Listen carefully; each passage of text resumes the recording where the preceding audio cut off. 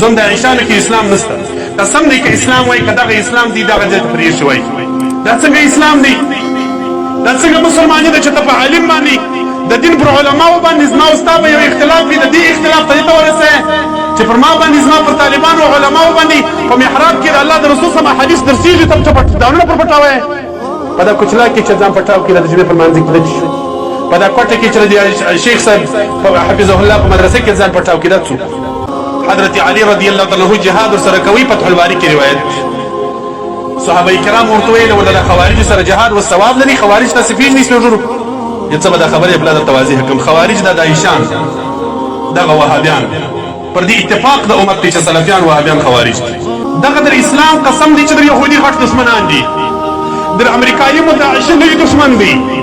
در وهابي او در برتانوي او در اسرائیلي او در هندو متدوابیان لوی دشمنان دي د چې موږ ځانونه اچولي دي غوږونه مکاڼه اچولي دي نه ځان په کوم موږ پروا نه کوي تاسو وګورئ په جلال آباد کې چې دغه داعشانو دغه وهابیانو کم وحشت او کم ظلم وکړي په دا 20 کال امریکایانو نه وکړي لکه په دغه جلال آباد کې داعش وکړي دغسې وحشت امریکایانو ګورئ زموږ د ولس سره نه وکړي قسم دی اوس پر دا منبر باندې پر قصو شرمېږم چې د تېر هغه د خولې مې اورېدلي دي چې کومې قصې راته کړي دي چې د دې عام ولس سره د دې سپین ږیرو د ځوانانو د دې خلکو سره کومه معامله کوله یوه قصه یې درته کوم پروا نه کوي چې خالص تاسې پوه کړم چې دا خلک زموږ ته دا د چا خبرې دي دا د پیر هغه سره خولې کوم پوښتنه ځینې وکړي د سپین ږیرو سره یې لواطت کوي هغه صاحب ویل وایي ده خو نه سوی ورنږدې کېدلی رسي 4-5 شپې مخکې زموږ مدرسې ته راغلی وه مې دا قصه وکړه اوس هم د ده ټلیفونان ووایي چې راسه په کار وایي زه خو نه سوی ورنږدې کېدلی یو بل مولوي صاحب یې ورواست وي ما د سپین ږیري وایي دا خلکو زموږ سره لواطت کوي ته پوښتنه ځینې وکړه د داعشانو سره چې رښتیا دي که د سپین ږیري درواغ پر تړي وایي چې بندیانو سم پوښتنه وکړله هغو وکوي مو وایي موږ ولولي ولدي ولمشران ول دا ثواب درته لري دا زموږ ملایان دي تاسې فکر وکړئ کافر که زما سره یو څه کوي مسلمان خو مې بولي دا د کفر بچی خو ما کافر بولي د اعماله سره کوي موږ خو 20 کاله د کافر مقابله کې هغه قرباني ورکړله چې د دنیا تاریخ یې بل څوک نشي ښکاره کولی چې افغانانو کومه قرباني د کفر مقابل کې ورکړله د کم مصرف ضرورت دی چې په اسلام کې د دین د الله د رسول د الله د دین او د الله د رسول سره د دین لپاره ضرورت دی او افغانانو او طالبانو امارت نه ورکړي څوک دې ورشي چې دغه قرباني ضرورت او امارت نه کړو نن زموږ د قرباني دغه نتیجه سول چې د مسلمان په جامه کې یو څوک موږ وژني موږ دا رقم استعمالوي چې زموږ د عوامو خلکو د سپین ږیرو سره لواطتونه کوي نعوذ بالله تاسو ولیدل چې خلک سپین ږیري پر بمانو باندې کښېنول او پټاونه یې ورکړل بیا یې ویډیو ځینې جوړول دنیا ته یې ښکاره کوي چې موږ دغسې اعمال کوو د چا سره یې وکړل امریکایان یې کښېنول یا هغه د افغانستان مظلوم ولس چې بچی یې 20 کاله ورک دی په سترګو یې نه دی لیدلی ژوندی هغه سپین ږیری پلار یې پر بم باندې کښېنوي هغه مظلوم ولس چې بچی د یهودو په مقابل کې شهید شوی دی د هغه شهید پلار یې پر بم باندې کښېنوي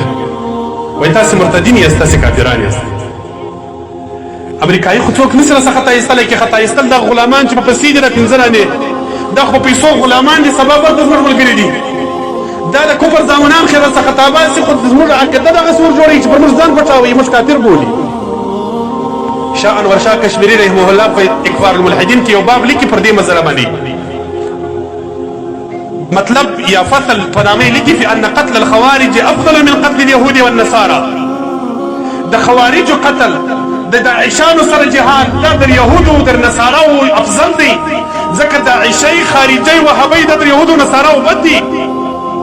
موږ یې کافران کوو نه دا زموږ د ائمو د امامانو احتیاط دی که څومره کتاب کې لیکلي دي ما د علماو سره پر دې بحث ډېر کړی دي خبره دلته تفصیلي نه کوم زموږ ائمه وایي خوارج کافران نه دي خو په بدۍ باندې د کفر بده فتنه خوارج دي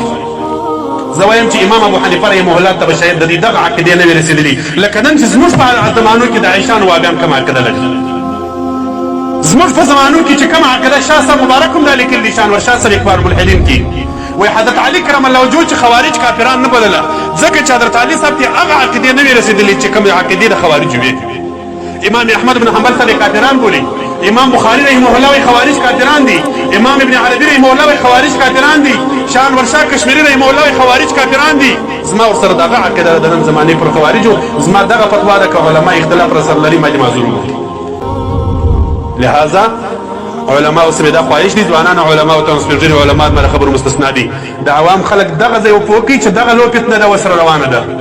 قسم دې لم داعش درلو فتنه بله فتنه نسته داعش د چا پیدا سو د دغه پنجپیري او د دغه سلفي د دغه شیخ ماندا د زامنو څخه پیدا سو دا دلته چې پر موږ باندې د شرک په ټاپې لګولې دا چې دلته یې زموږ عوام مشرکان بلله دا چې که به ملاس د چا ورمچ کړي ور مشرک یې که مو د 12 خیرات وکړي وایي مشرک یې که مو زیارت ته ولاړو وایي مشرک یې که مو دا مو تعویض و خورده وکړل وایي مشرک یې دغه د ایشان ټول نور خلک د ایشان نه دي دا رحماني صاحب دلته اوس ولاړ شو دغه رحماني صاحب په جلسه کې